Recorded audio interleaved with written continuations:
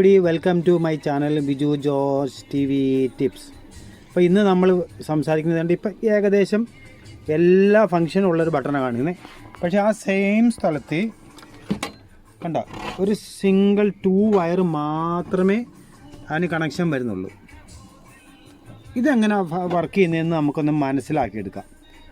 ഈ 2 വയറിൽ എങ്ങനെയാണത് വർക്ക് ചെയ്യുന്നത്.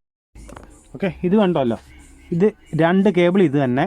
അത് ഫസ്റ്റ് ലൈന് ഇങ്ങനെ ഒരു സ്വിച്ച്, അത് കഴിഞ്ഞ് ഇവിടെ ഒരു സ്വിച്ച്, ഇതിൻ്റെ ഇടയ്ക്ക് ഒരു റെസിസ്റ്റൻസ് ഉണ്ട്. ഇങ്ങനെ ഓരോ റെസിസ്റ്റൻസുകളും ഇങ്ങനെ കൂട്ടിയാണ്